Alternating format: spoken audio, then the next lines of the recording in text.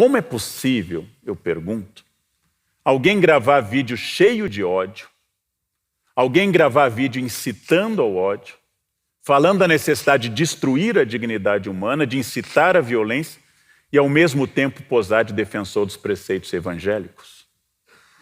Molière, o autor francês do século XVII, criou a personagem Tartufo, o santarrão cheio de mentiras e maldades, que à maneira dos fariseus possui somente aparência religiosa, mas está destituído de qualquer quenoses do divino em si.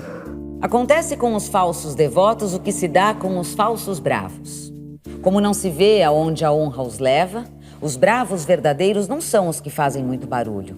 Nem os devotos bons e verdadeiros, cujas pegadas devem ser seguidas, são os que fazem tanto alarde. Você não fará qualquer distinção entre a hipocrisia e a devoção? Você trata ambas com a mesma linguagem, empresta as mesmas honras à máscara e ao rosto, iguala o artifício à sinceridade, confunde a aparência com a verdade, estima a sombra tanto quanto a pessoa e o dinheiro falso tanto quanto o verdadeiro? Estranha é a maioria dos homens. Nunca são vistos em sua justa natureza. Só que Tartufo, na peça de Molière, sabe que é cínico. Ele sabe que é um sepulcro caiado de branco. Ele sabe que é um fariseu. E ele manipula isso para dominar as pessoas. Será que todos os tartufos das redes sociais sabem que são falsos? Será que têm consciência que estão dizendo o que os outros querem ouvir e não sobre suas falhas? Sabe que o ódio e a violência são condenados de forma explícita e direta no Sermão da Montanha, núcleo duro do cristianismo. Que Jesus recriminou o impulso de Pedro, que ao cortar a orelha do soldado romano, Cristo restaurou essa orelha e anuncia ao apóstolo: aquele que usar a espada será punido pela espada. Aquele que empunhar a arma será castigado pela arma. Eu não vim trazer a espada, eu vim trazer a paz. Pela natureza da encarnação de Jesus e de sua morte sob tortura, todo e qualquer cristão nasce com a obrigação de ser inimigo da tortura e da violência. Porque, afinal, Jesus foi torturado e condenado à morte, de forma injusta. Todo o corpo humano faz parte do corpo de Cristo. Princípio teológico comungado por quase todas as expressões cristãs. Logo, qualquer tortura em um ser humano, independente da ação que ele tenha cometido, independente da sua orientação ideológica, é uma tortura no corpo de Cristo, que revive a cena daquele homem atado a uma coluna sendo chicoteado, coroado de espinhos e levando tabefes e cusparadas dos soldados. A tortura é oposta ao cristianismo, mas, óbvio, foi cara a muitos momentos das instituições que se dizem cristãs e a muitos que hoje se consideram cristãos. Elogiar a tortura é o gesto mais poderoso para dizer que eu sou inimigo de Cristo, inimigo da fé. No próximo bloco. São os homens que batiam no peito e se inflamavam de orgulho por serem justos e honestos e normais que Jesus condenou mais ativamente.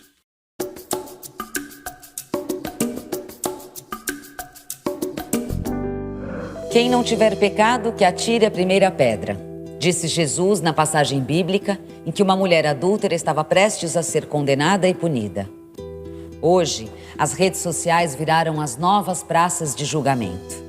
Cotidianamente assistimos a vereditos e linchamentos. Porque muitas vezes, muitos de nós se sentem no direito de se autoproclamar homem de bem e atirar pedras. Há pessoas de bem, de fato, mas eu vou usar essa expressão no sentido usual das redes sociais. Os homens de bem proclamam que os direitos humanos são para os humanos direitos. Frase contraditória, que eu ouvi várias vezes. Chamamos em filosofia isso oxímoro, contradição em termos. Ou seja, se são direitos humanos, pertencem a todos os humanos. Nós temos que pensar que esses achismos, esses truísmos, que entram em conflito aberto com a vida de Jesus, que afinal, se alguém se deu ao trabalho de ler os 4 evangelhos, a frase é absurda. Jesus escolheu preferencialmente pecadores, desviados da sociedade, e fugiu dos doutores da lei e dos homens de bem da sua época. Jesus procurou as pessoas excluídas, os publicanos, as prostitutas, a adúltera, e disse que viera para eles e não para os que não precisavam de salvação. O cristão é definido pela palavra misericórdia, pela compaixão, pelo perdão 70 vezes 7, símbolo hebraico do infinito. E é o mesmo quando é necessário interromper a ação de alguém violento, pois cabe a um cristão interromper a violência de alguém, impedir um crime, deve fazer por amor, por vontade de ajudar, por ser diferente do criminoso que ele condena, porque se ele agir como criminoso, ele passa igualmente a ser esse criminoso. Odiar o pecado e amar o pecador. Fórmula medieval complexa e muito interessante. Eu odeio que você seja um ladrão, porque roubar é errado, fere aos princípios básicos da sociabilidade. Eu odeio que você roube e vou fazer de tudo dentro da lei e dos direitos para que você pare de roubar, porque é errado roubar. Porém, eu não te odeio, porque você é um ser humano.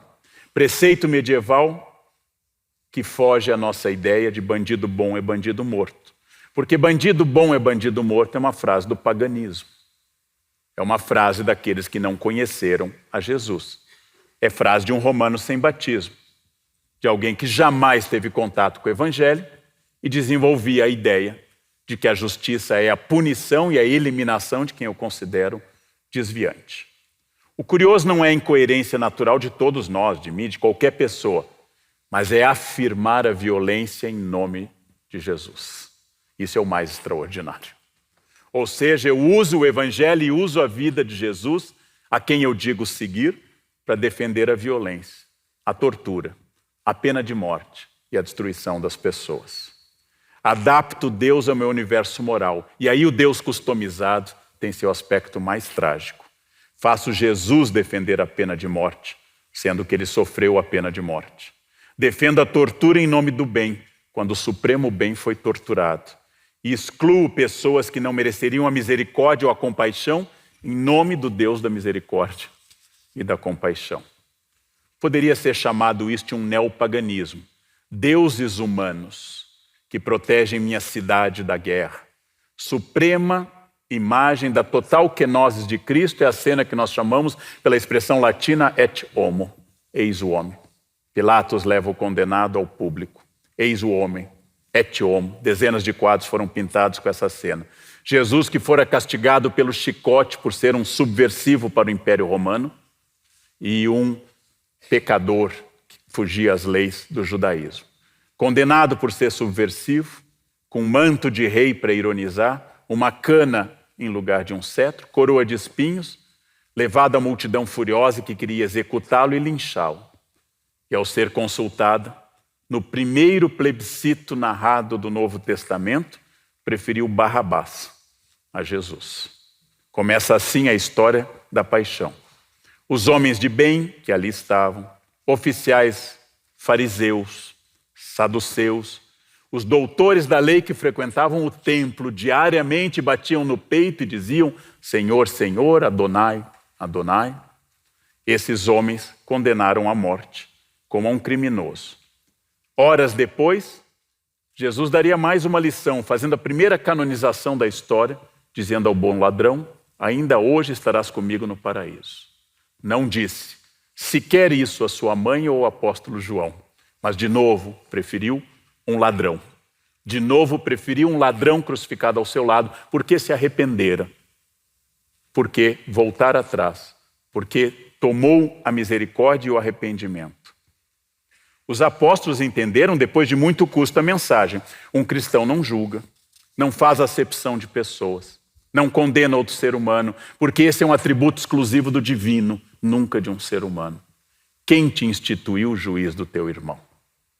Eu tenho que perdoar as ofensas, porque é a condição para que Deus me perdoe